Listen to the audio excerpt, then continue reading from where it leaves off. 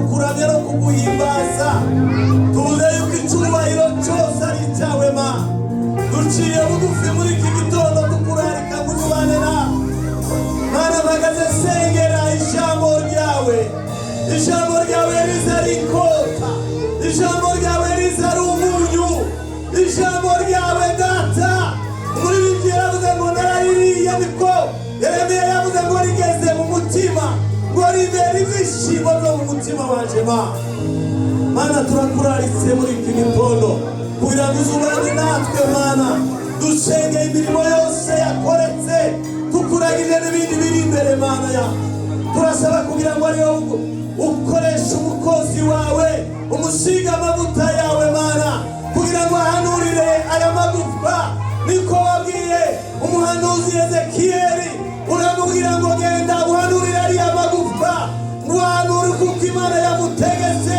hari byari byarapfuye bigiye kuzuka Mwami kugira ngo ahanure uko yategetswe nawe mu izina rya Yesu Kristo Umwami wacu reka dufashe mbere imbaraga za Satani imbaraga z'imyuka mibi imbaraga zose zishobora kurwanya umugambi wawe Mana umuherezi ikomezi umwambika imbaraga abicaye bakingura amatwi y'imitima kugira ngo twakire ijambo ryawe Mana ducecekeye imbere yawe turatuje Mana kugira ngo wewe wenyine ari wowe uganira ari wowe ugabura ari wowe ukwiza kugira ngo twebwe twese tukumve neza Mana uturagire mu cyanya cy'ubwatsi butotahaye ahera h'Imana aho dushobora kuruhukira Mana mu izina rya Yesu Kristo Umwami wacu amen.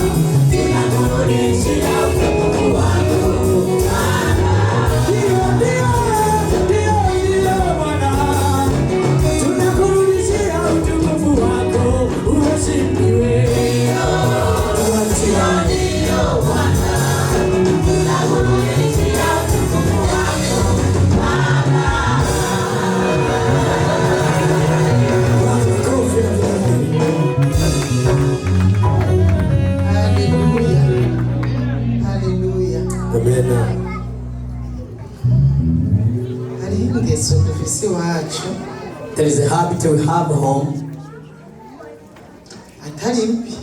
which is not bad.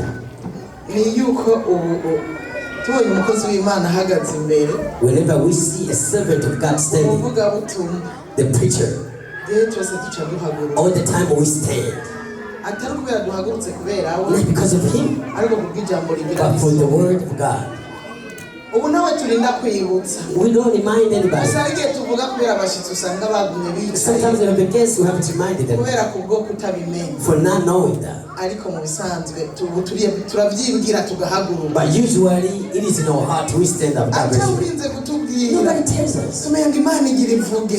We know God is going to speak. Imana igira ivugane natwe. God is going to talk to us. Hanyuma rero tugaca tuva hasi. Then we stand up. Kubw'icubahiro c'Imana. For the glory of God. Umuntu wese aba afise amaguru twebwe. Everybody who has the legs. Arava hasi. He stands up. Warasinziriye baramukoma. Even if you're sleeping, they wake you up. Akava hasi. And they say God is going to talk. Hallelujah. Amen. N'ufise umwana aramutu Even arava if you hasi. have a baby, you stand up. Amufashe mu maboko. In your hand, you have a baby. Mugabo akava hasi kubwo And kuba you stand Imana. up. Hallelujah. Amen. Hallelujah. Amen. Ibi twarabitoje n'abana bacu turashaka ko babikurana. Even our kids, we gave them same habit. Bamenye yuko iyo tugomba dusoma ijambo ry'Imana. So they know whenever we want to read the word of Bategerezwa God, guhaguruka kubwo you kuba have to Imana. stand for the glory of God. Reka rero dusome Zaburi ya 54. Let's read Psalms 54, umurongo wa 4. 4. Umurongo wa 4 4. haravuga ngo Imana n'umufasha wanje umwami niwe ashigikiye. It says, God is my helper, my God is my foe.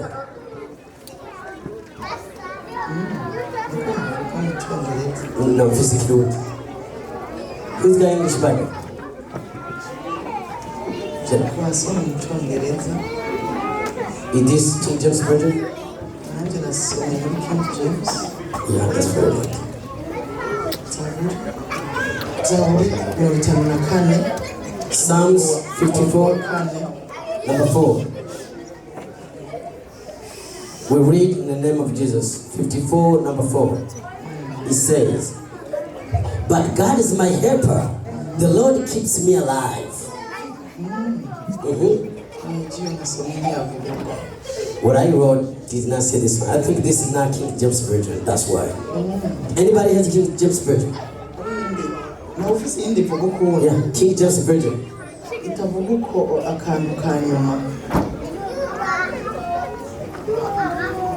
Niyo nasomye cyangwa ukantu tukana.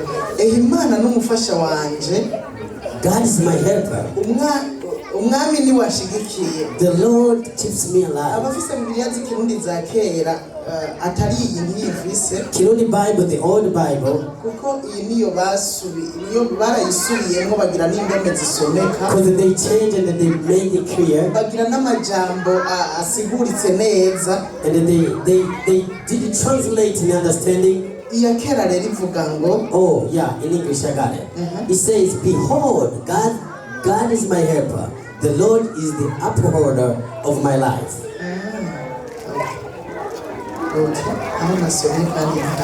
Yeah, for sure. Kirundi cha kera.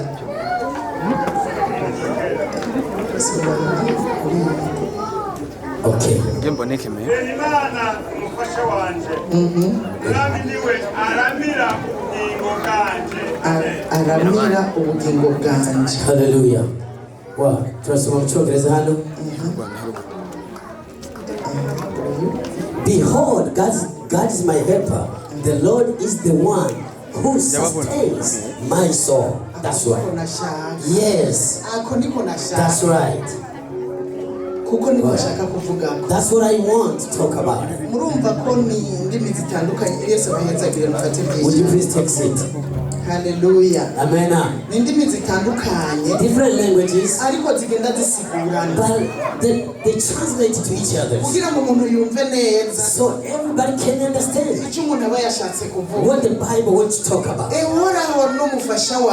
God is my helper. He sustains me. He sustains my life. Amen. He's my helper. God is my helper. I'm going to ask you, who is helping you? God is my helper. Who is helping you? Who is supporting you? Who is helping you? Who is sustains you? I mean, that's what she wants. That's what she wants. Who sustains you? Psalms says, say, God is my helper. God. God is my helper. He sustains me. Whoever supports your life, he's your helper. Whoever supports your life, he's on your side. He's by you. Whenever you fall, you may now go all the way down. He's going to lift you up. He sustains you. Hallelujah. There's something all the people that it says no muchongereza no kone.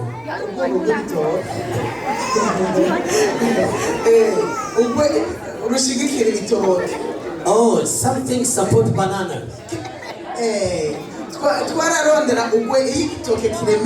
Whenever the banana will go to be weak, it's going to be ready. Sometimes the wind will blow, and somebody tries to something to support, and you find a supporter, and you support it, so it doesn't fall down. And then the banana will grow and grow. It will come a time grow when the people will eat. But when it falls before it gets ready, it gets destroyed. Whenever it on the soil. But of course, because it does not have a rot, it will never grow. The support will support it. We're not getting any support like that. But God sustains us. He supports us. Hallelujah. Amen. He's our supporter. God is our support. Whenever God supports you, whenever you fall down, you don't go to it. Because He keep you in His hand. Hallelujah. You need to walk in the journey. You know who is helping you. You may have a brother of general. Generals. General. They are very powerful people. You may have a general guy, your brother. You have a judge of your brother. You may have a minister. He might be even your husband. He might be even your wife. Yes. Sometimes he supports you. He helps you. Whenever you have issues about what he's doing, he's going to support you. But some people fail. They fail. Because it's a law. It is good to have somebody sound to support you. We need to know honorable people. So once we connect with them, whenever we are in pain, they will support us. When we know them, when we have an issue, they talk on our behalf. But me, God is my sustainer. God is my supporter. And you, I wish you to be supported by God. In the journey we have going to heaven, let's be supported by God. That's why we never fail. Hallelujah. And this God, He promised to sustain us. Through Isaiah prophet, He sent him to Israelites. He said, talk to my people.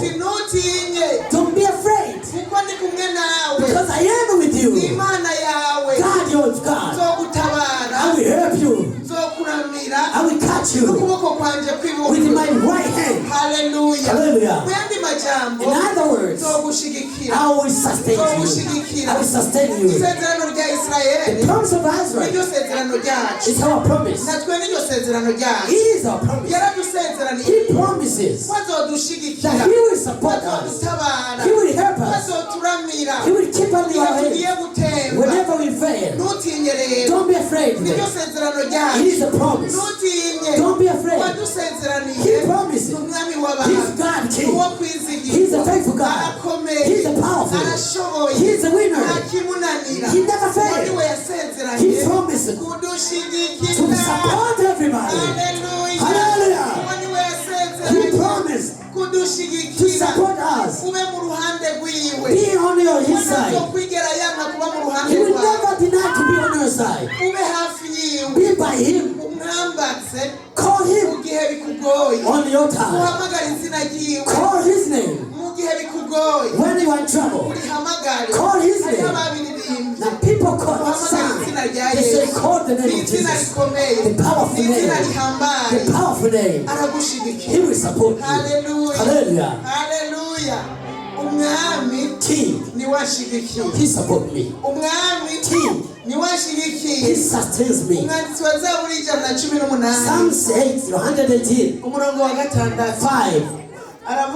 He says, Uhora mu ruhande rwanje sinzotinya. None umuntu yoshobora kungira iki? Yeah. Okay.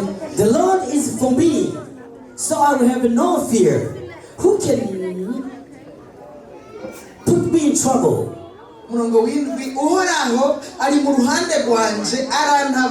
Yes, the Lord is for me. He will help me. I will look into triumph at those who hate me.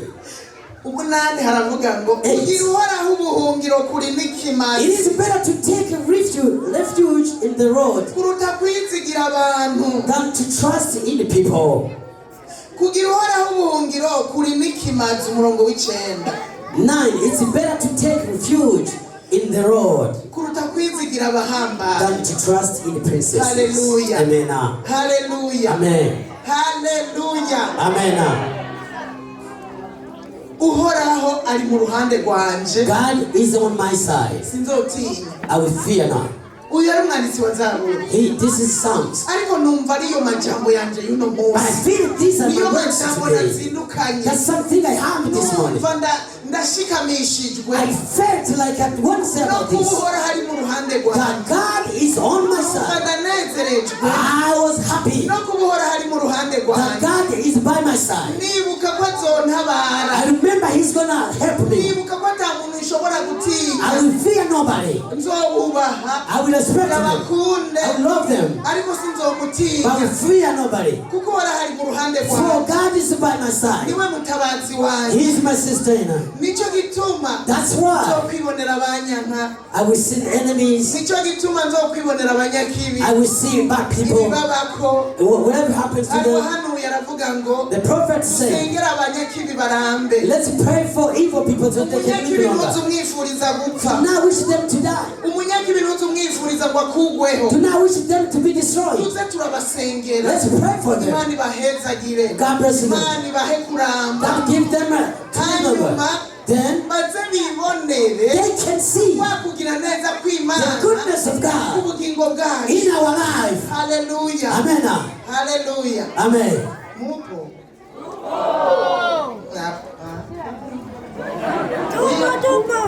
Murambesh Arimbe Nibona I don't see you. Niho muri Just smile. Smile, support me. Hallelujah. Wow. Amen. I said pray for evil people so they can feel it longer. And you see the greatness of God in our life. See how God supports us. Hallelujah. Amen. But once He does before He sees how you are helped, maybe you will never know that I have God. He will think that I am like Him.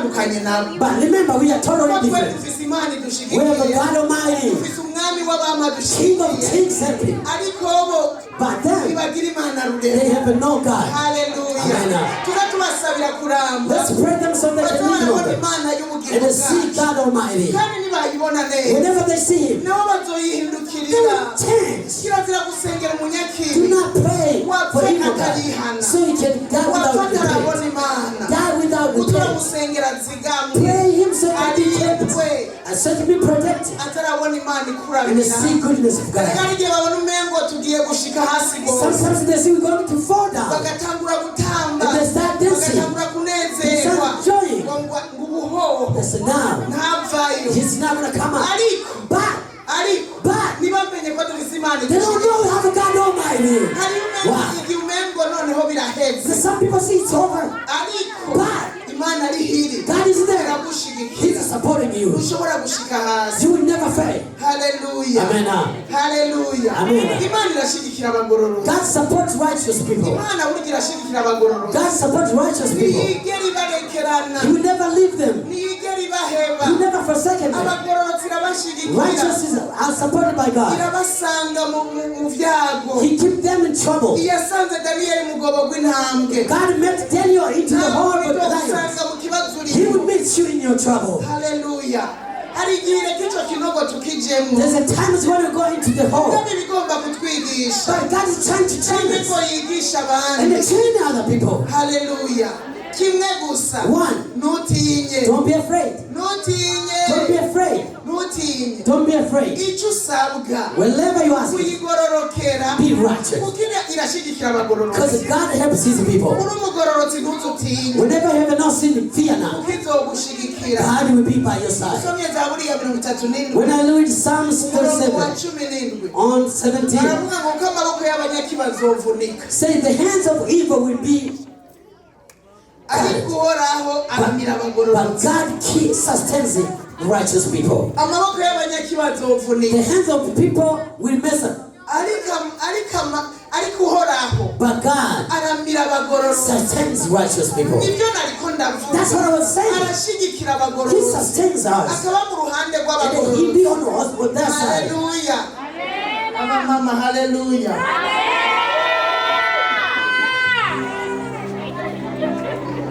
Naribagiye ko mwasinzira. I thought you were sleeping.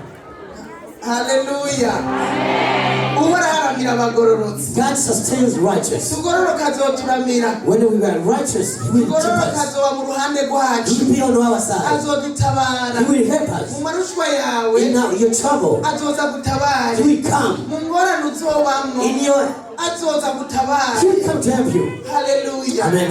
Ukararamira abagororotsi. For He helps His people. Uhoraho God arashigikira imfubyi n'abapfakazi. sustains widows and the orphans, Agaca ashigikira and He sustains n'ababashigikira. whoever supports them. Haleluya. Amen. Agaca ashigikira He supports n'ababashigikira. whoever supports them. Umukozi w'Imana dukorana The men of God work akunda together. kuvuga ngo He says, ushire ikiganza put your hand aho Uhoraho hashize ikiganza. whenever God put His hand. Nimba Imana ishize ikiganza ku mfubyi If you n'abapfakazi, got to put your hands on the widows and nawe ushireko orphans, ikiganza do the same. uzoshigikirwa, You will be supported. uzohezagirwa. You will be blessed. Haleluya. Amen. Imana irashigikira imfubyi God n'abapfakazi, supports widows and ariko orphans, kandi but also ikishigikira He n'ababashigikira, sustains whoever supports them, who loves them, abababa hafi, who be on by their side, ababasengera. who pray for them. Imana irabashigikira God nabo. supports them. Nibyo yavuze ku muri Zaburi ya 41. He says Psalms 41.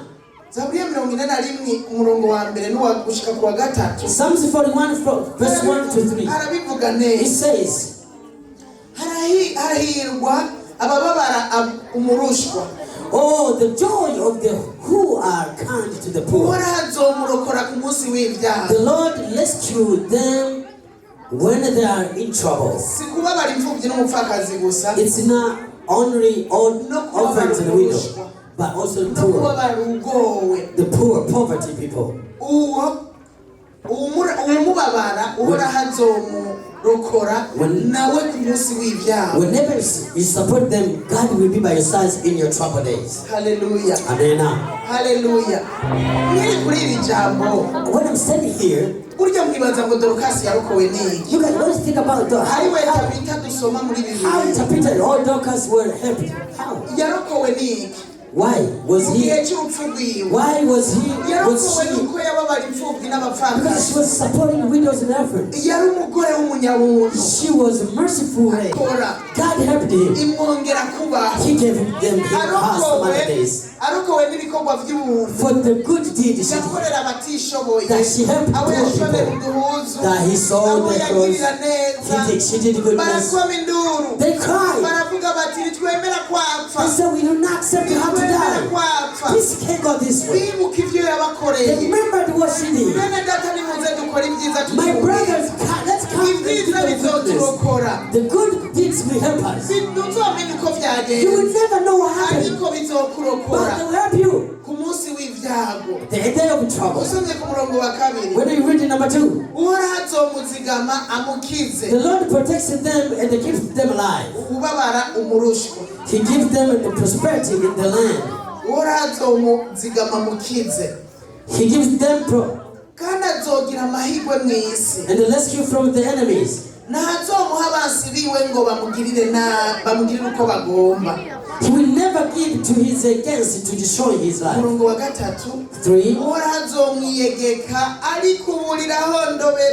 What? The Lord nurses them when they are sick and restores them to health. He will rescue them, nurse them, wherever you sleep with, so you can sleep comfortable.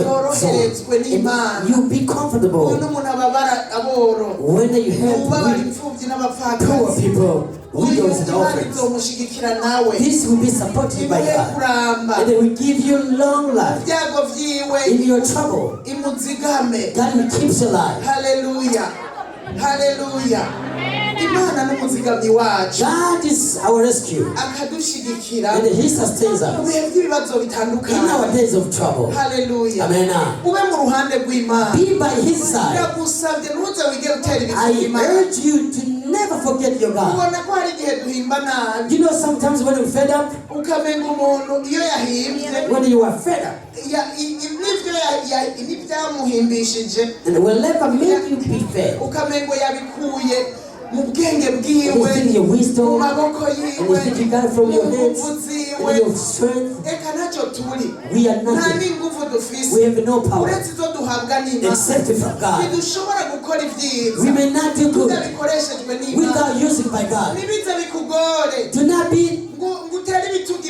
To never forget God. And to think you are good enough without God. You will never do anything when God is not. Be by His side. Be in God's hand. Whenever you do something and the things goes well, praise Him. Say, God, this is for you. I did for your grace. Do not be proud of yourself or for your power. Some people are grateful. They serve a good job. They get good pay. And they did not do good at school. And you see that pride. They they despise other people. They don't respect other people. Because they did not have the grace. It is a grace. It is just grace. Hallelujah. Amen. I urge you to be by God's side. Be by God's side.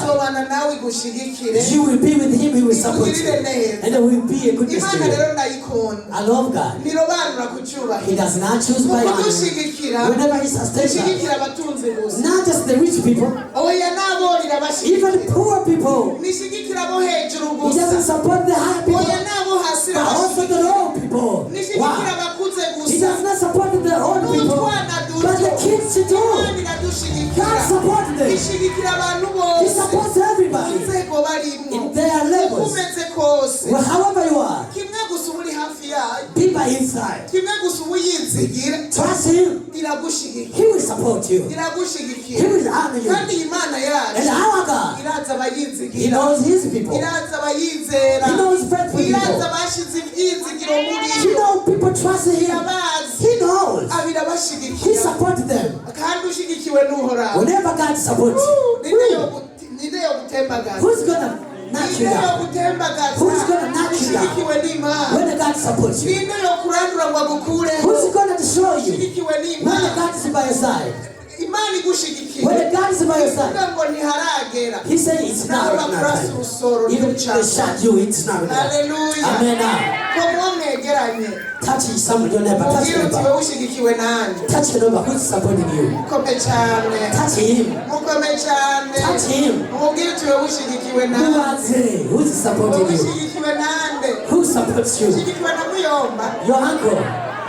ushigikiwe nande Who supports you? shangazi Shangazi. ushigikiwe Your aunt. nande n'imana God Almighty. mwami w'abantu God Almighty. haleluya Amen. umwe atarobanura ku He cyubahiro doesn't choose by honor. kudushigikira Whenever he supports us. ntashigikira abize gusa He doesn't support educated n'abatize people. arabashigikira Even non-educated. haleluya Amen. haleluya Amen. nagiye soma muri bibiliya rero I read in the Bible. mbona abantu batandukanye yagiye irashigikira I saw different people God support. nsanga nabo mu nzego zose There are different levels. nsanga nabo mu mpande zose There are different corners. nicyo gituma nariko ndavuga ibyo That's why I was saying this one. hari aho nasomye I read somewhere. yashigikiye umunyamahangakazi God supported a Gentile. bisigura ngo nahandi izohagushigikirira Which means he's gonna support you nahandi here. izohagushigikirira Amen. izohagushigikirira He's gonna support you. kuko impande zose irahari For God is everywhere. umukobwa yitwa esiteri Yes, sir. imana yaramushigikira God sustains her. iramushigikira mu He myitozo sustains her in aho- a race. mu bamisi When they were trying to find a miss, iramushigikira God sustains igihe her. bagomba batore When they tried to find a miss, umwami kazasubirira the vashi queen, hanyuma esiteri ajamwo then Esther was there. kandi ari umunyamahanga And she was a Gentile. ariko agenda yisunze But she went, imana iri kumwe nawe knew that God was by her side. ijya inarume But her uncle aramurungika sent her ati genda mu bitozo to go be a miss. kubera imana iri kumwe nawe Because God is with you. imana iri kumwe nawe God is with you. genda nawe uje mu Be bitozo with them. aramushyigikira He supports ariko her. yarashyigikiwe cyane But she- n'imana But she was supported nicyo by gituma God. esiteri ageze But why? When Esther got there, ntiyigeze ahangayika she did not worry. agishikayo gusa Once she got there, ya mana God imushyigikiye Almighty, ya mana imushyigikiye God who sustains her, yamuhaye kugira ikiganza gave cyiza her goodness. umukuru wabo Their leader, abaha ibyo bisiga he gave them the abaha makeup, ibibafasha kugira babe something neza that can be looking good. aramukunda He loved her. aramushima And she loved her. amufata neza Kept her. icyo cyaciye gitera intege esiteri That was one of the support of her. arabona ko She ashyigikiwe saw that she was sustained n'umukuru wabo with their leader. ibyo mugabo esiteri aratahura ngo But Esther knew ibi ni kubera imana yanjye this is for God. esiteri agumaho She was there. n'abajya mu bandi She was with others, bariko baritegura getting ready to be a miss. A queen. ikoroga She didn't do bakora too ibintu much. birebire Not too much. bageze ko bagenda guca imbere When y'umwami they went in front of a king, barababwira bati they told them, umuntu agiye guca imbere y'umwami when we're going to pass by a agaruka king, ino you don't come ni by. ukuvuga icyo agenda atwaye Whatever you take, agenda agitwaye take with it. tubona misi You know of misses. urumva agiye guca imbere y'umwami Who's going to go by a king? bababwira bati ukeneye icyo atwara Say, if you muri ibi byose byari hano if you want to take something on the mountain, just take whatever you want. ugenda Because ntagaruka once you're gone, you can't come back. ba bakobwa rero batagira imana Those girls, barashuha without God, they were so. batwara iki They say, wow. baregeranya They gathered together. They gathered together. They made iki it. nacyo sinogishya I can't leave this. niki I can't sinogisiga leave this. oya niki I'm ndagitwara gonna take this one niki too. ndagitwara I'm taking this one too. baregeranya They gathered them kugira ngo bagende together so they babitware can take them with there. hanyuma nageze ko baca imbere y'umwami. When they went through the king, bari batwaye igikarato I don't know if they have a box cyuzuye ibya makeup with the makeup. navyose. I don't know nimba bari batwaye igikarato if they had a box. cy'ivyo bari barabahaye baryamako. Whatever they get them to sleep on. I don't know. Mugabo But barashushesha. yeah, they were so. Niki nagitwara. I'm gonna take this bagaca one. bagenda biremeye. And they went with ngo the bagiye Bible. guca imbere y'umwami. And they wanted to mu go. minsi yikoreye ikarato. Miss who has a box? mu minsi yikoreye ivari. Miss who has a box? yoca imbere How are you y'umwami. gonna go in front of the king? ngo bagiye guca imbere They y'umwami. went to the king. umwami arabara. He's taking that there. Go. Genda. Go. umuntu agenda guca imbere y'umwami. You go and pass by the yiremeye king. sibyo yiremeye. You have your balance. kubera yabonye umengo ntiyobisiga. Because you can't leave anything. Esther agezweko. Esther one umukobwa time. w'imana. They led the umukobwa ashyigikiwe n'uhoraho. who is supported by God. umukobwa yiyitsigiye. Who trusted by herself. kubera azi ikiri muri we. Because she knew who she was. hageze ko agenda. When it was her time, aravuga ngo bavuze ngo she said they said dutware ibyo to tugomba. take everything you want. sawa. Okay. jewe rero ibi Me here. Here. Me. jewe icyo ngomba naje kurondera. What I came to look for. si ibintu. Not things. naje kurondera umwami. I came to for king. naje kurondera I umwami. came to for kandi king. umwami ndamuronse. And when I got a ibi king, byose biza kuba I'm gonna have everything I need. umwiriza umukobwa w'umunyabwenge. Listen, the wise lady ashyigikiwe n'uhoraho. who is supported by jewe God. naje kurondera I umwami. came to for king. namuronka. Once I got him, ubu buntu bwose everything else, bimutoya. That's kandi not byose it. bizoba ari I'm gonna iby'iwawe. get everything. Esther. Esther, wenyine arema. she was ready. wenyine By ataka herself, aragenda. she went. nibaza ko mu mutima I think in her yagenda heart, kuvuga ngo she yagenda said, aravuga ngo mana God, ndi uwawe. I am yours. nawe uri You are uwawe. mine. mana God, ndi uwawe. I am yours. nawe uri uwawe. You are mine. jewe nshaka umwami. I need a king. niwe naje I kurondera. came to for him. aragenda. She mama akimubona When the king saw ati her, naza nabona she said, atandukanye I never seen beautiful like naza this. nabona He said, never seen. umukobwa I never seen them beautiful. atandukanye n'abandi. That different from other people. amutunga inkoni. Then amutunga he inkoni. used his stick. amutunga He inkoni. used his stick. Esther ati ndemewe. Yes, I said, I am a proud. I am proud. atera intambuko. Then she moved. agenda aravuga ngo Say. mana shimwa. Glory be to God. akoze. Thank you, God. akoze. Thank you, God. akoze. Thank you, God. aca aragenda arunama imbere She went to y'umwami. the bow. Hallelujah. Hallelujah. umwami aramwemera. God accepted ibintu her. byose Everything bica bihinduka bwiwe. was hers. Esther yemewe. Esther was kubera accepted. ashyigikiwe n'Imana. Because she was supported by God. Hallelujah. Amen. ninde yari kumuvugira Who wuwo? would talk on her behalf? Moridekayi wo umuzamu. Who? niwe yari kumuvugira ngo abe umwami. Who was going to ask you to be a queen? umuzamu. A security. umuzamu wo ku irembo A security of the gate. yari kumuvugira wuwo. Would say on her behalf. nta wundi yari afise hariya. Nobody else she had. hari n'agapfubyi. She was even ariko open. gashyigikiwe But supposed to n'uhoraho. by God. Hallelujah. gashyigikiwe n'Imana. Sustained by God. Hallelujah. Amen. Hallelujah. Amen. Hallelujah. Hallelujah. Yes, ashimwe. Glory be to God. ndakwifurije gushigikirwa n'uhoraho. I urge you to be supported by God. ndakwifurije gushigikirwa I wish you to be n'uhoraho. sustained by God. ndakwifurije gushigikirwa I wish you n'Imana. to be supported by God. Hallelujah. Amen. Hallelujah. Amen. gushigikirwa n'Imana ntuzutinye. When you are sustained by God, Esther yabaye mu myiteguro. Esther was getting ready. umutima wiwe utuje. Her heart was ready. yego umuntu ugiye yatinye. You know when somebody's afraid, nimundabe. they watch me. hemwe. Yeah. shengero. nimundabe. kera nahora ntinya ko bandaba. ariko ubu ndabasabye mundabe. yesu yarangiriye neza. yarangijije ubwoba. yarangijije isoni. nimundabe rero. nimundabe tujyane. Let's go together. Hallelujah. Amen. Hallelujah. iyo ushigikiwe n'Imana When you are supported by ntabwo God, bugira. you won't be afraid. iyo ushigikiwe n'uhoraho When you are supported by King, ntuwumva utinye. you won't be afraid. oya ugenda wemye. You go. ugenda wemye. You walk clearly. ukamenya ngo Imana iri kumwe nawe. You know God is with ariko you. iyo watinye But when you are afraid, usanga uri kurabira you icuya. always swear. usanga uri kurabira icuya. You swear. ukabura n'amajambo uvuga. You have something to say. ugasanga uri kuradedemba. You always- you- ugasanga ntuzi icyo ukwiye kuvuga. You don't know what to say kubera ubwoba. because of fear. kubera gutinya. Because of fear. Hallelujah. Amen. Hallelujah. Amen. ariko ushigikiwe n'uhoraho. But when God supports you, nta bwoba. there's no fear. nta bwoba. There's no fear. Hallelujah. Amen. ndibutse When I remember, iyo umuntu agize ubwoba, when you are fear, iyo agize ikibazo, when you are in trouble, iminsi yose uca wiyumvira ku muntu you always think it's somebody arusha abandi icyubahiro. that who is more powerful. nibyo cyangwa si byo? Am I right? nibyo cyangwa si byo? Am I right? Oh yeah. nibyo cyangwa si byo? Am I right?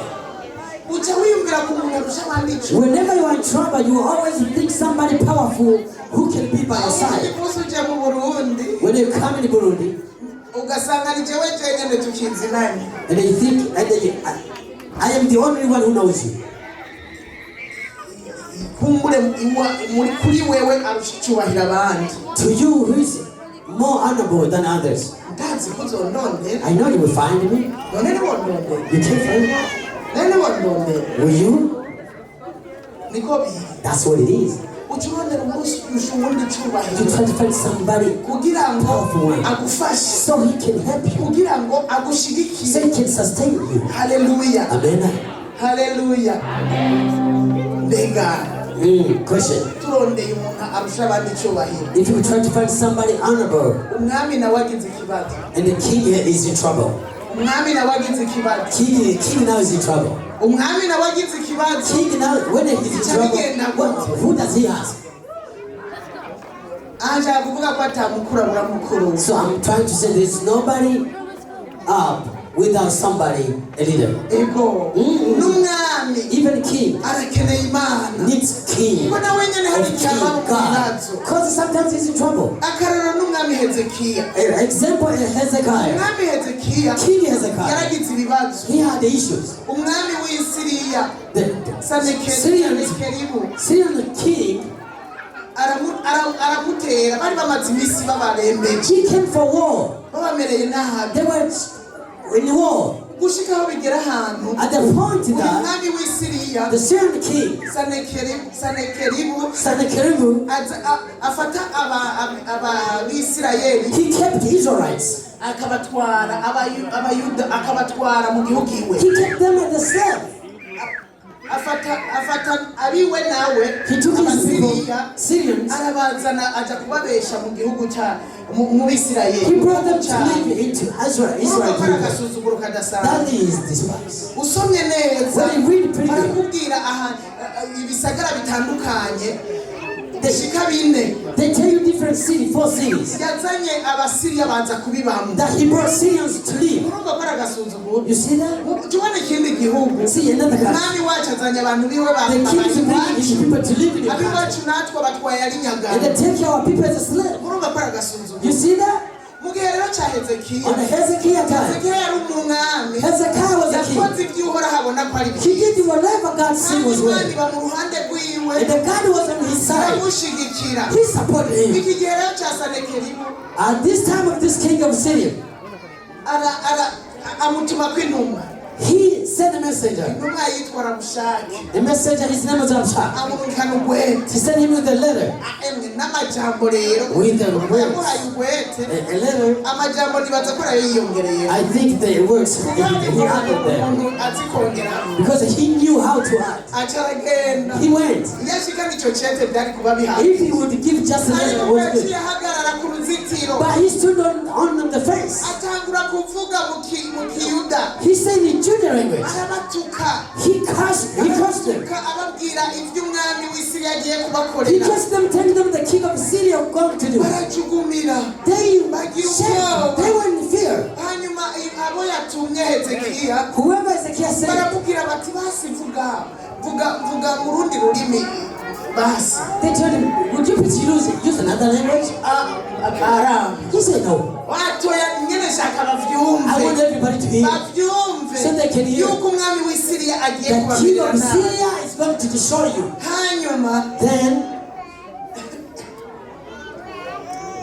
hanyuma Then Hezekiya byumvise ibyo baragaruka za ntumwa ziwe hanuzi biwe when Hezekiah received his bamaze messages, kugaruka baramubwira they told him, bamubwira ibibaye they told him what bamubwira uko happened. bigenze. They told him what happened.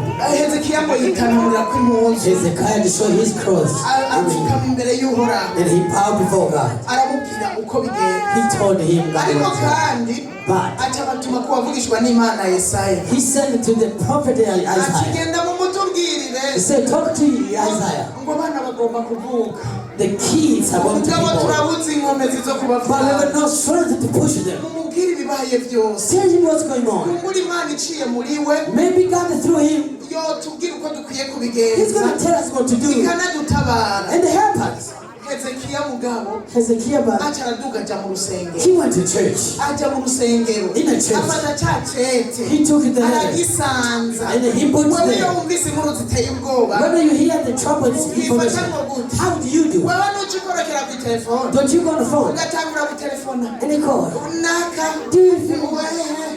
angize uku He did it. cyangwa ugatangura kumwishyura You send me amamesaje y'urutavanako message and audios. oya No, oya no. Hezekiya Hezekiah, yaciye aja mu he rusengero went to the church. afata ca He cete took the letter aragisanza imbere and he y'uhoraho put it in front of God. aravuga ati uhoraho He nyeningabo said, God aya Almighty, majambo look at these uyu words. mwami w'isiriya The king of Syria yatumye kudutuka sent us to curse. narivuze nabi yatumye kugutuka Sent to curse you. abwira Imana ati yatumye kugutuka He told God he apana cursed you, kugutuka twebwe not to curse us. yatumye kugutuka He's cursing you. wewe uhoraho Imana yacu God Almighty. abihindukiriza ku Mana He turned it to God. erega kandi uwuntutse He said, whoever cursed me, abatutsi Imana iri muri he jewe cursed God who is in me. erega ngo ukoze ku mugororotsi When he touches the righteous, wakoze ku mbona y'ijisho you touch the ry'Imana eye of God, bisigura by'ukuri which means ko bari batutsi Imana they yacu cursed God. aravuga ati birabe He said, look at nawe this. ugira icyo ukoze Do something, God. kandi wibuke And ko remember, nakoze ibikorwa I did byiza the best. yari yarakoze ibikorwa byiza He did the best. arakuraho ibigirwamana He destroyed all gods, hanyuma yimika idols. Imana And then yimika Imana mu gihugu baba ariyo basenga he put God Almighty on the throne mu gihe ciwe on his time. haleluya umwami Hezekiya The king Hezekiah, atakambira Imana he cried to God. atakambira Imana He cried to God. kubera Imana yari mu ruhande Because rwe God was by his kubera side. Imana yari imushyigikiye Because God kubera sustained rya him. sezerano ryari kuri we Because the promise was on him. ntutinye Fear ndi not. kumwe nawe I am with you. nzogutabara I will sustain you. nzokuramira I will help you. ukuboko kwanjye ko With my kugororoka right hand. kw'iburyo My right hand. haleluya Wow. haleluya Imana God iramushyigikiye supported him. hagati aho n'abagiye kwa Yesaya The people went to Isaiah. icyo baramubwira arababwira ati They told him. uyu mugabo mubona And he told them, the guy you see, burya ntazohonyotse ikirenge he will never mu gihugu cy'iwanyu put his feet in your country. ntazohahonyora He will never. ntazohatera n'ibuye He will never even put a stone. ntazohatera n'ibuye He will never even put a stone. kwirirwa turabisoma Let's not read there. ntazohatera He n'ibuye will never put a stone. ntazoharunguruka They'll never see it. Imana rero God Almighty, ica ihagurutsa abanyetiyopiya he raised up Ethiopians. baza kumutera They came to fight against him. nawe yikazaniye ngo agiye gutera He was Hezekiya going to fight against akagira Hezekiah. amanyama kuri Hezekiya He was a fighter. He was going to fight by Hezekiah. atazi ko Personally. afise Imana Tell him, he did not know he had God. Imana mu gutabara Hezekiya God turned Hezekiah. ikica mu yindi nzira He used another way. ihagurutsa He raised abanyetiyopiya up Ethiopians. baca baja kumutera They went to fight against Syria. bagiye kumutera Once they got there, abantu barapfa the people died. abantu barapfa The people acaja ku rugamba urumva acasubira inyuma Then they went back. abarokotse nabo The people, the captive, baca bisanga bapfiriye mu makambi yabo they died in the cave. barapfa They died. barapfa They died. hanyuma wa mugabo Senakeribu Then the guy Sennacherib, acagenda mu gisagara he went in city cy'iwabo of his city. abayo He lived there. abayo He lived there. amaze kubayo Once he lived there, yiciwe n'abana biwe his kids killed abana him. biwe nibo bamwiyiciye His kids killed him. wa wundi yarafise y'amanyama The guy who was proud of himself. haleluya Amen. umuntu akagusunga Imana Whoever does not have a God, ntazogutera ubwoba never be afraid of umuntu him. akagusumbya gusenga Who does not pray like you, ntazogutera never ubwoba be afraid of him. umuntu akagusumbya kwegera Imana That die by crucifixion. Never afraid you. Imana ifise inzira nyinshi God has so many ways izocishamwo to use kugira imugukize. so He can fight Abone it for kabiri you. kuriyanduza. Do not Bibwire Yesu gusa. tell Jesus. Bibwire Imana gusa. Tell God. Bizomenya uko ibigenza. He knows how to do it. Kimwe gusa. One. Ubuzi yuko ushigikiwe n'Imana. Nobody. That God is by your Ubuzi side. yuko ushigikiwe No n'Imana. God. God is on my Ubuzi yuko side. ushigikiwe n'Imana. When the God is by your side, Bizomenya uko ibigenza. He knows what to do. Nutse wiri kuriyanduza. Do not Umuntu go ashigikiwe like that. n'Uhoraho. When the God supports you, Kuvuga amajambo you don't menshi. talk too much. Kirazira no kwerekana inkomezi zawe. Don't show your strength. Ngo mugwane. You wanna fight. Ngo mugire ngo kwihora. You wanna. Uguhora si ukwacu. The revenge is not for us. Uguhora si ukwacu. The revenge is not for us. Ni uko Uhoraho yaremye It is ijuru for n'isi. God Almighty. Kirazira kwihora abakugiriye nabi. Do not revenge whoever Uzi yuko against you. ushigikiwe n'Imana. When the God supports you, Uzi yuko Imana when the igushigikiye. God is by you, Reka. Don't worry. Wewe wabimubwiye. you told him, Uce wicara utuze. sit down. Utuze. Hanyuma Stable. Imana igushigikiye. God's going to success. Wow. Haleluya. Nako ndavuga umwami Hezekiya nawe. I say King Hezekiah. Nta wundi yari kumutabara. Nobody else would Nta help wundi him. yari kugira ubuhungiro. Nobody else would make him a refuge. But the Almighty, Umusumba. the Almighty, Umwami w'abantu. King of kings, Uganza abami bo mw'isi. King of kings, Niwe buhungiro bwacu. He's our refuge. Haleluya. Amen. Haleluya. Amen. Mu 2015 2015, hamwe bagira kudeta. when the preach came, Kiriya gihe bagira kudeta. right, you know they said third term, Ingwe Imana igira gatatu. third term. Kiriya gihe rero At that time, jewe narasenze Imana. I prayed God. Jewe twari twaravuganye na n'ujya mugabo twari twubakanye. I talked to my spouse. Ndamubwira nti utageze gushigikira mu mafuta. I told him, I'm not going to support you to negative things. Mu bintu bitari ibyo. Is it negative things? Reka sinzo I'm not going to support you. Oya. Kiye gihe rero batangiye kuvuga ngo ni Imana igira gatatu. That time they said the third term, Ndamubaza ibyo bintu bimeze. I asked him, what's going on? None by'ukuri ni Imana igira gatatu. In this third term, Ambwira ibintu by'amategeko. he told me the rules, Amategeko akomeye. how the laws are.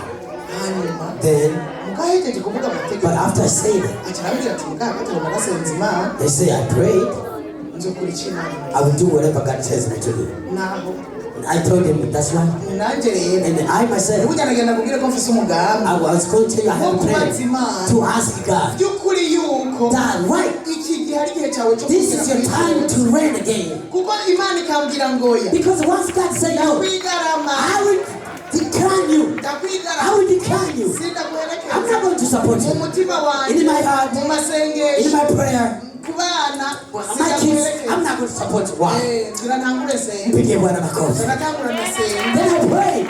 ndabaza Imana I asked God, by'ukuri Imana I said, God, birakwiriye ko ibi bintu bibamo is this our time? ibintu ko biri mu induru Why is there too much noise? woba harimo umugambi wawe There is a pen here. woba ugomba ko tubandanya You really want us to continue? nibyo hari igihe induru nziza Of course, there's sometimes the noise. hari induru zirwanya ikiri mu mugambi The w'Imana noise might try to destroy your calling. n'igihe induru nziza But sometimes the noise ari comes. zigomba kugukebura That going to help you. ibyo bintu si ibyo What you do is not right. ni kimwe muri bibiri That's one of the things. none twebwe ni ikihe muri Which one is ibyo this one, God?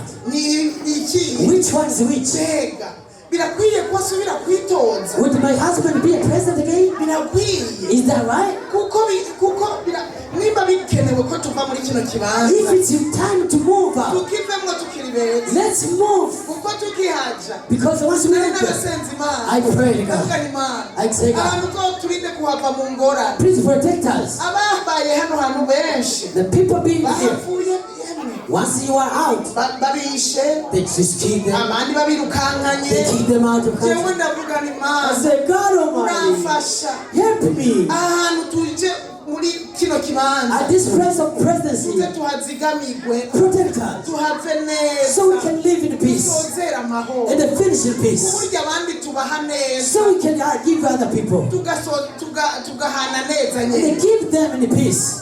ntituzohapfira Please protect us Ntituzohamara not to mali. die. Not to be I prayed God. I said these things may be things not to shame us or to put our hands to be bad. Please help us. I prayed. I prayed. One day God came. He told me the things he will do. The most important things that God is going to give him at that time, so he can do it. God told me what's going to happen. He told me that we will finish well. We will give other people. I told you, you're good to go. God is ready. God is ready. When the God talked to you, of course there were no. But I was keeping my eye on whatever God said. I said, in this election, it's hard issue. You support us because you accept it. You remember it was the 26th of April. I don't remember where. I think so. That's how they elected him. In his party to be elected again. On 26th they start the demonstrations. And then ask it, God, what is this? What is this? Did you say? And God told me, move forward. Move forward. It's hard. You remember? May 13, they did push into the demonstrations. Then, after 1 week, and it was a very hard demonstration. People were going to put bombs. God visited me in the dream. When he visited me in the dreams,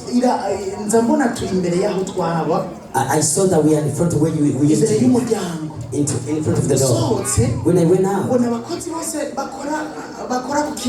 I saw people walking out the palace. And the security people, they were standing. Watching in the front of a house where there were flags. They were ready. They were afraid. I went to see what they were taking. I saw two men who are tied by clothes up to the head. But the mouth was not covered. They were talking of pride. Of pride. They said, we're going to show to fear people. They were afraid. Then I asked them, why are you afraid? With the Gentiles? The Gentiles? Then they were talking in another language. The demonic words that give them power. When they started talking, I saw them raise them and took them up in the air. And I said, whenever you got the power from where, what I know is one. In the name of Jesus, you are nothing. You are nothing. You will do nothing. But everybody was afraid. When I was saying in the name of Jesus, they were going up. When did they go up to the crowds? They were about to go into the crowds. I saw them from heaven there down. They were destroyed. They were smashed. Whoever was afraid comes to their hands. Then I heard a voice say, ijwi rimbwiye I heard a voice telling me burya ibi bintu that things happen. ntibirashika ku mwisho It's now at the end. birindiriye gushika ku mwisho They're about to do it at the end. hanyuma Then bice bikoroka they will go down. kandi ntimuzosubira They kubibona will never see them again.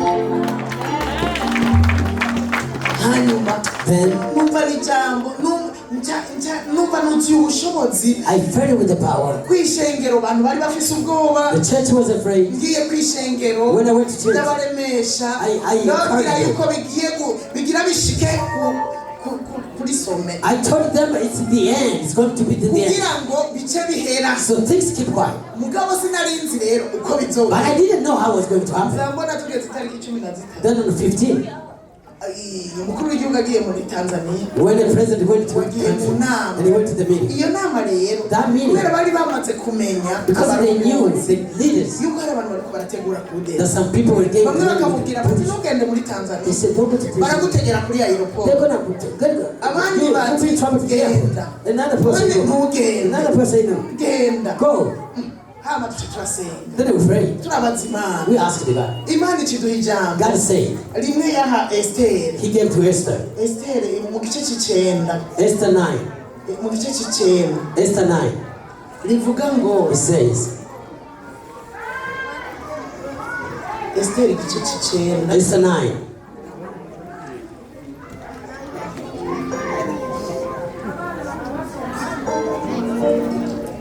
igice c'icenda umurongo Esther 9.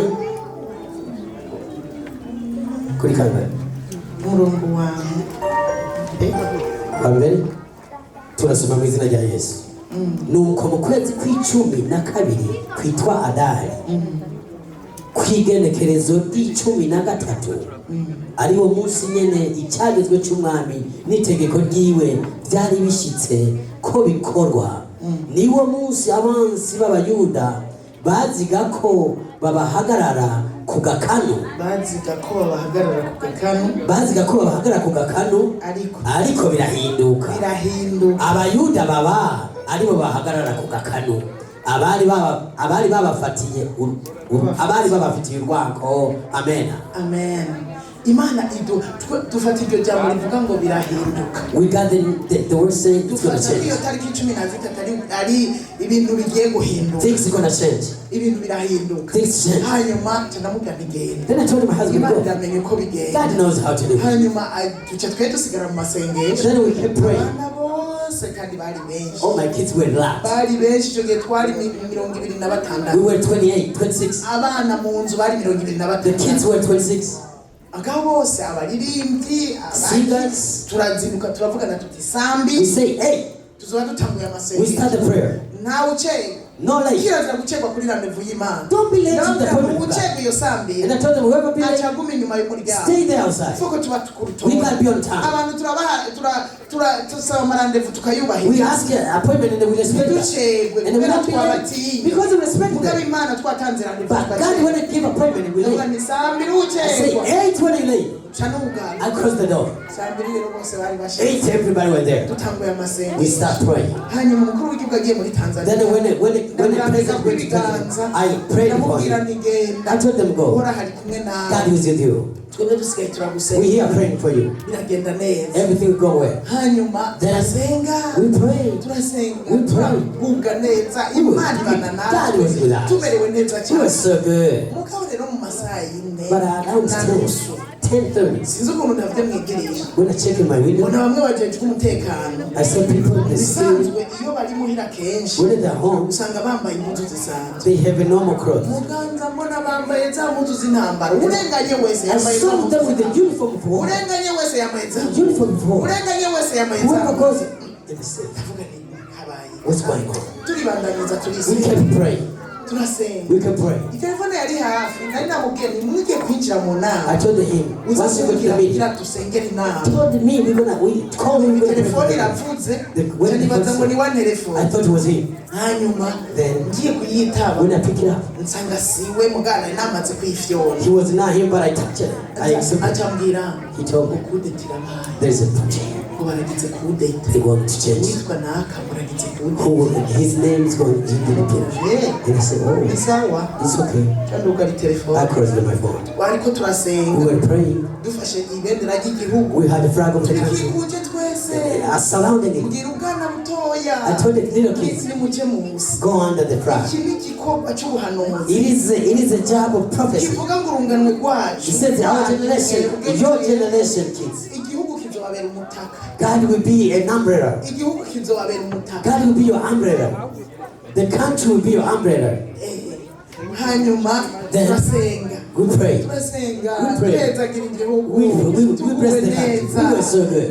hanyuma urumva je nagiye kwitaba bariko I barasenga went to pick up the phone, they were praying. nje ndagaruka nongera ndafata idarapo Then I got the flag, and then we kept hanyuma praying. wariko arasenga hejeje Somebody was praying when he's ndaguma done. mufashe I idarapo said, hold the flag. ndababwira ikintu I'm going to tell you something. I told them, burya iyi telefone yarimbwiye ngo baragize kudeta now this phone told me that there's a pitch. ntariko But, ni muremure good enough. igihugu kiracyari cyane God is for this country is ours. birashitse ku mwisi This is the top. ubu tugiye kurorera aho bigiye gukoroka We're going to see how things are going to fall down. Once it goes uzosubira down, kubibona you will ukundi never see them again. birashitse ku mwisi It is at the end. jewe nyene je naduze ijwi I heard shima imana I thank God. abana bamwe bafura amaso ni and I saw the kids in the church. I told them, no, go. senga Pray. dushima imana Thank God. niyo turashima imana We thank God. mana turagushimiye ibi We bintu thank God bibaye that things happen. ndagushimiye ko bishitse ku I pray mwisi that it's going to be the ndagushimiye end. ko bishitse ku I iherezo pray that it's going aha to be the bigiye end. guhera It's going to be the end. birangiye It's going to be over. birangiye It's going to be over. turashima We thank God. turabandanya Then we move dusenga forward, pray. atana kimwe With bitubwiye no worries. kandi niko byagenze That's how it happened. byabaye ibi bishira ku iherezo It was going to be the end. haleluya haleluya na twebwe As to imyaka twamaze the years we have, nta bundi buhungiro twari there's dufise no refuge hari again ku mana gusa except God kubera Almighty. twari tuzi ko iri mu ruhande rwacu Because we knew it was about kandi our ariwe side. mutabazi And they were our wacu sustainer. niwe twahungirako We run to tugize Him. ibibazo niwe twabwira Whenever trouble comes, none twebwe urumva hajya twari so you know where we were. uwundi yari hejuru twari kubwira yari Who again would do ariko it call? twaribuka ngo hari uri But hejuru we knew there's yacu a God Almighty on mwami top. w'abami The King of Kings. imana ishobora byose God Almighty. kandi iradushigikiye He support us. twayibwira ibibazo We byose told him our ikabana issues. natwe He was with us. ikatugirira neza Doing good. tukabona We would receive the money. burakeye tuza tubona imyaka 15 So 15 years. irarangiye Finish. irangira amahoro Finish in the peace. burya hamwe apfuye When jewe he nagize died, ishimwe rivuga ngo I think God said kazima ataguye mu maboko y'umuntu n'umwe that he did not be in somebody's hand. kubera Why? nari narasenze ngo turinde gupfa urupfu rw'agashinyaguro I asked God not to die urupfu rubi the urupfu rubi bad death, urupfu rubi nyene the very bad death. Yes. tugaragu rimwe nyene murabibona You know what I mean. byatubaye ko ni mu bihe You know what I mean. nari narasenze uzuturinde I asked God, please protect us ahantu tuzohava amahoro so we can live peaceful. apfuye rero navuga ntidushime imana When he died, I said, I thank je God. ndafise ishimwe I have a thanks icyo nasabye imana because iragira whatever I asked God, he has done. He finished it well. He was great. burya rero yarangije neza arashe Let me tell you, he finished it well. He finished it well. Wow. yarangije neza He finished it well. sinari impande I yiwe was not by him, ariko barambwiye uko but byagenze they gave me a report. agiye gupfa When he was dead, yaradugije ibiganza he raised up the hand. aravuga ngo mana He said, God, narakoreye igihugu I work for the country. araba nk'umuntu yadugije amaboko ashaka kuva ku gitanda nk'umuntu agiye gusanganira He raised up the hand from the bed that he was going to hug somebody. aravuga ngo umuryango wanje He said, my family n'igihugu and the country, ndabishyize mu maboko I yawe put in your hands. acararangiza Then he died. He acararangiza finished it. rero ishimwe nagize The things I did, yuko yarangije neza that he finished it well. kandi akaba atapfuye urupfu rubi And he did not die a very bad. ntiyababaye vrema ari He umuntu was not arwara hurt. umwanya That muremure sometimes take a long time. iminsi 3 3 days, yaragiye he was gone. kandi nta muntu yamwishe. And nobody killed Namwe him. nagira ndabibabwira. Let me tell you, Nta muntu yamwishe. nobody killed him. Yaragwaye. He was sick. Hanyuma arapfa. Then he died. Nta muntu n'umwe yamwishe. Nobody killed him. Nta burozi There yariye. is no witch he eat. No. Oya. He did not eat any poison. He was sick. Hanyuma arapfa. Then he died. Jewe nanje nari nagwaye. I was sick too. Hanyuma ndakira. And I was right. Kuko Imana yasanze jewe atari cyo gihe cyane. Because God said it was not my Yobu time. Imana yamutumye gukora. Whatever God asked him to do, Kumbure we Imana yari yabonye ko hopefully he was done.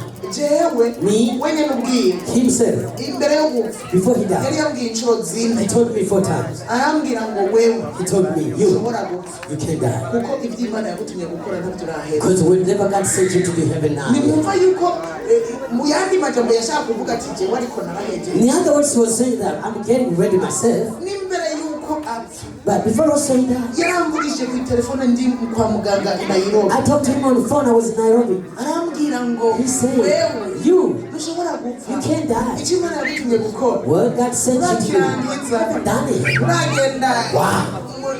Ayowa. Murasika muri Iowa. Hey!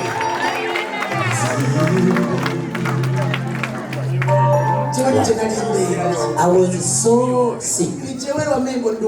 I was about to die. I was very sick. And the devil asked me to. My enemies, they put me. They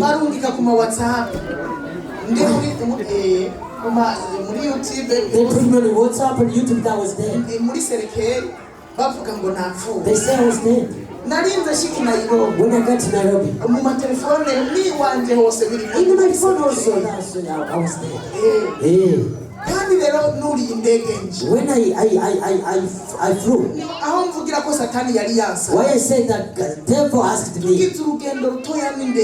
we had a short journey with the flight for 30 minutes. The plane fall, a very fall, big fall. Even the lights in the plane were shut off. The pilot saying we have nothing to do.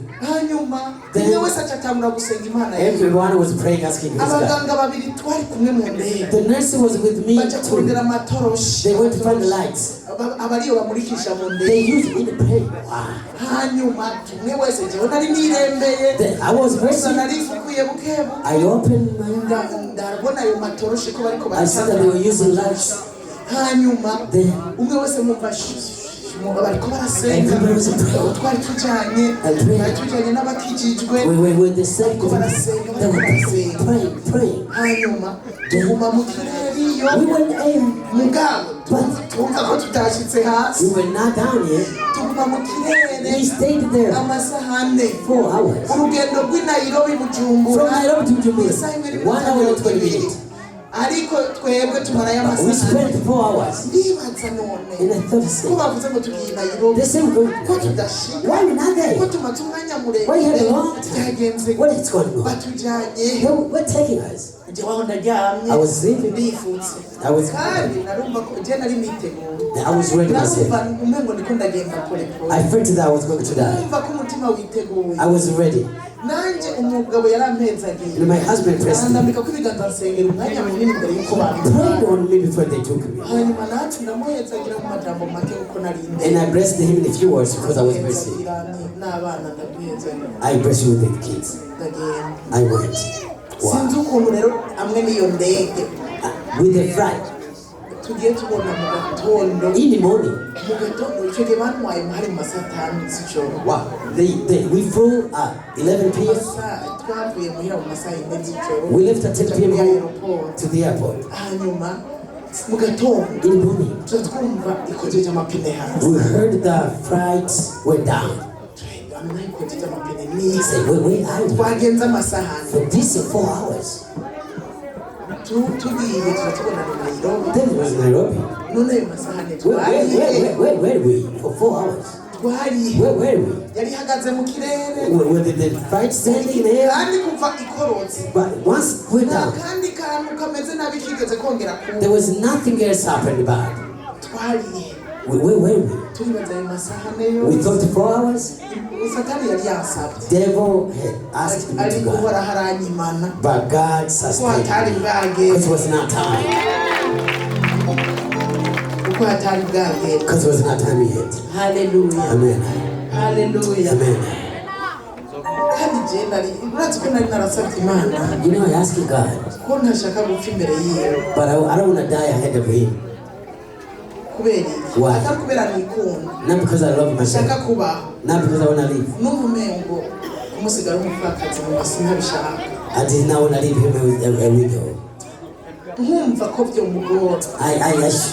could see it was hard. I know there are some other wives, but I thought it was boring to be her. It was going to be her.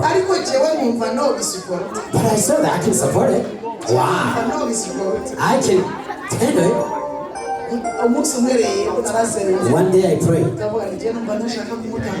I said, I'm not going to die ahead of him. That's what happened. Glory be to God. Hallelujah. Amen. I asked you, who sustains you? Who is supporting you?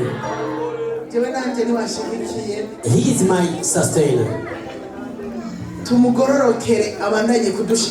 Let's keep watching him so he can support us. Let's support whoever God supports them. Wherever I put his hand, let's do so he can keep supporting us. Another thing, if you are supported by God, but as they say, God supports you. Why whenever there's a trouble, you shaky? You know, people trust in God. When there is an issue, you can see them. When people trust God, when there is a trouble, you can see them. There's some other people, and they say they're supported by God. They cried like orphans. That's what I remember. Say, God's on our side. I should worry not. I should worry not. The word of God. Ask us to thank in everything. Even this one. Let me thank God. I thank God. I rose up my hands. I said thank you, God. Even if my husband's dead, I thank you. You are God Almighty. You are worthy to be praised. You are worthy to be praised. Because you left your house. You have a reason. I don't know. I will know after. So I thank you, God. When something happens, thank you, God. When you know God is by your side, thank Him. Because He let it happen. There's nothing happening without Him. Thank Him. The first word in your mouth, say, I'm in trouble. I'm dying. Like the servant of God over Elisha. He said, we are about to die. We are about to die. That's not our words. If something happens, say, I thank you, God. I thank you, God. When something happens, when you're in trouble, raise up your hand and thank God. Daudi knew. Daudi knew very well.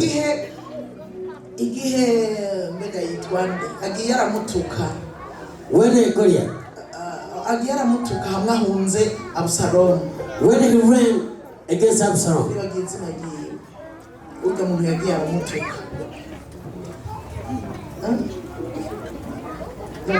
no. He cursed him. He cursed him. He cursed him. They were to the other side by side. Say, go.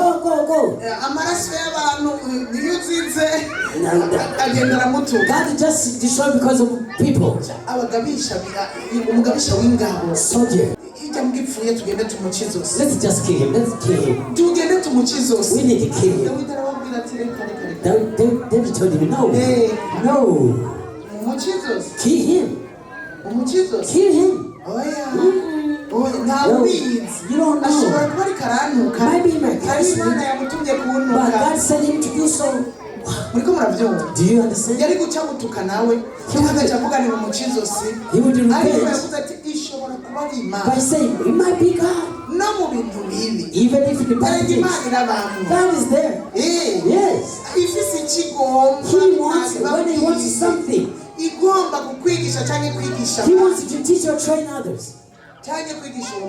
Or train the same God.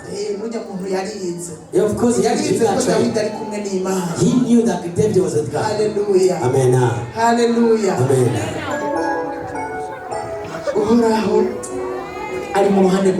God is on my side, I'll fear not. And if he's by your side, fear not. He will help you. He will keep you with his right hand of righteousness. In our words, he's going to sustain you. May God bless you. Be with God. Don't see the honorable people. Don't see the powerful people. Go by God. He's our supporter. Whenever I support you, you will never be ashamed. You will never be ashamed. Hallelujah. Amen. Let's pray. Hallelujah.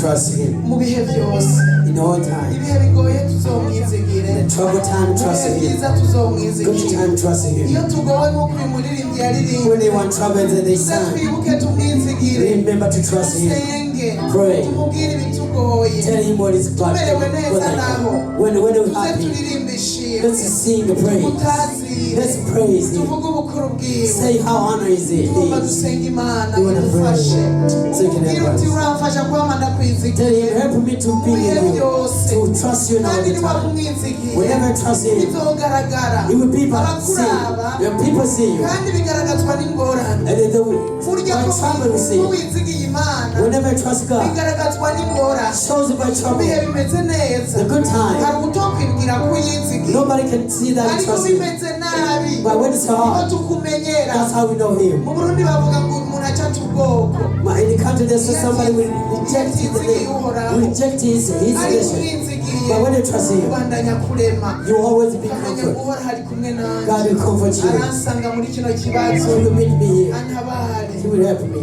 nusubira wibuke Remember, iyo ugize ikibazo ko wifata when you have wama trouble, wifata gute how do you do? wama wiganyira How do you do? You complain? bigenda gute What do you do? wongera ubyibuke Remember, birakwiye ko utandukana n'abantu batizigiye to uhoraho be separate with the n'abantu Gentiles. badafise imana People don't have a God. ntitube Don't nk'abanyamahanga be like a Gentile. bagira ikibazo bagakoma That induru when they're in trouble, they always nk'aho cry. umwami wabo That yapfuye their God was there. twebwe umwami wacu ni Our muzima God is muri alive. twebwe ni muzima He's in us. birakwiye mu kibazo Whenever we are in trouble, tubwira Call ibitukora Him, tell Him. bibwire yesu Tell God. iyurushe iyuremere Bibwire Yesu, bibwire Yesu, niwe mukunzi ushimikira. Bibwire Yesu, bibwire Yesu, bibwire Yesu, niwe mukunzi wawe. Nawe ndiba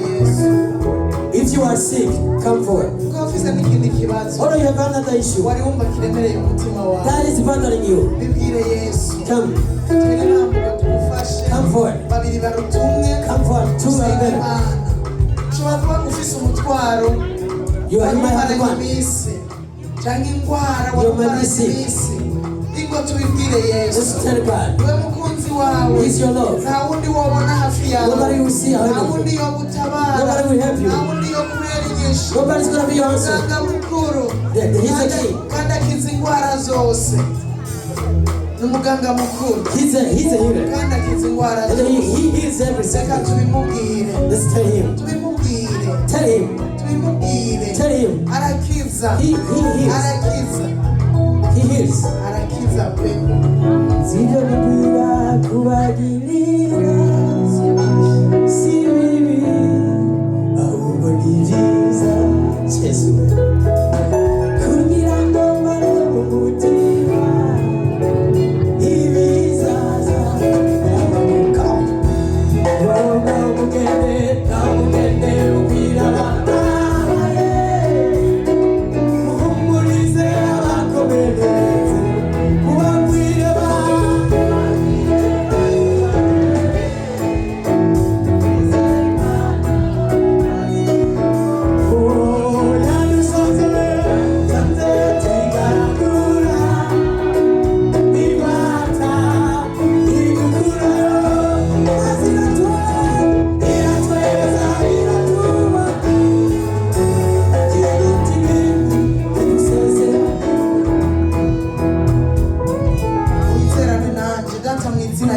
Yesu ndasengera abo bantu bateye intambuko bafise ibibazo bafise ingwara muri aba hariho abagutakambiye haheze iminsi muri aba hariho abakuririye muri aba kumbure hariho abageze aho bihebura ariko ndagushima kuri Imana Imana ishobora byose Imana itananirwa Imana iri mu ruhande rwacu Imana yumva gusenga ndabashize mu biganza byawe umwe wese n'ikibazo ciwe mu izina rya Yesu Kristo ndasenga ngo iki kibazo yaramaranye iminsi uyu mwene data mu izina rya Yesu uyu munsi turabikubwiye kandi niwe nyishu y'ibibazo byacu mu izina rya Yesu ndasenga ngo umubere inyishu uzumushigikire uzimutabare uzumubere byose uzumubere inyishu muri kino kibazo wangwara uri mu mubiri w'uyu mwene data ndaguturije umuriro w'Imana mu izina rya Yesu ndahindiye hanze ibiri mu mubiri w'uyu muntu bimubuza amahoro bimubabaza uko bukeye uko bwije mu izina rya Yesu wangwara we ndagushize ku iherezo ari ingwara ikomeye ari ingwara yitwa ko ari nto mu izina rya Yesu ntari mudakiza Mana bagirire neza ubushobozi bwawe bumanuke utwikire ubugingo bwabo bakire gukira bakire kubohoka bakire kumererwa neza mu mibiri mu izina rya Yesu Kristo n'abari bateguriwe kubagwa nibagenda kwa muganga maze basange byose byatunganye byose byatunganye bavugira operation neza abamarayika bawe baratubaga uyu batumye barakora operation neza nasubigwamwo mu izina rya Yesu rero kiza umuntu wese ikiganza cyawe cy'ububasha gikore ku muntu wese mubere inyishu mwami mubere inyishu y'icyo kibazo mubere inyishu y'izo ngorane mubere inyishu abagusabye abagutakambiye abarushe mu mitima kubw'ibyo bibazo uyu munsi wabere umunsi wo kuruhuka mu izina rya Yesu Kristo urakoze Mana yacu nziza urakoze data wa twese uri Imana y'ububasha uri Imana y'inkomezi uri Imana y'ubushobozi uri Imana igira neza uri Imana yumva kandi yishura uragahora ku ngoma icubahiro kibi cyawe mu izina rya Yesu Kristo amen. Iyi ndirimbo iravuga ngo iyo hari amarushwa menshi ateye mukihebura ko mutagikira whenever you want trouble and you have nowhere to go mukihebura ko mutagikira and then you have nowhere to go come to the blessing that will bring the answer. Hallelujah. Amen. Muharuri imigisha. Come to the blessing. Urwaye wibuke ko hari ingwara yigeze kugukiza. When you sick, remember that he healed you. Nimba hari ikindi kibazo ufise. If you have another issue, ni wibuke ikindi kibazo yigeze kugukiza. Remember what he has done before. Ubimushimire. Thank him for that. Ni wa wundi ntahinduka. He never changed. Arakubera inyishu mu izina rya Yesu. Yesu. Answer in the name of Jesus. Nimba muyizi indirimbo tuyiririmbe. If you know this song, let's sing together. Imana yuko bimwe. Thank you God that Imana yuko bimwe yakora. That what he has done. Nibindi ko agiye kubikora. He's gonna do the other one. N'ijana na 128. 128. Indirimbo y'ijana na 128. 178.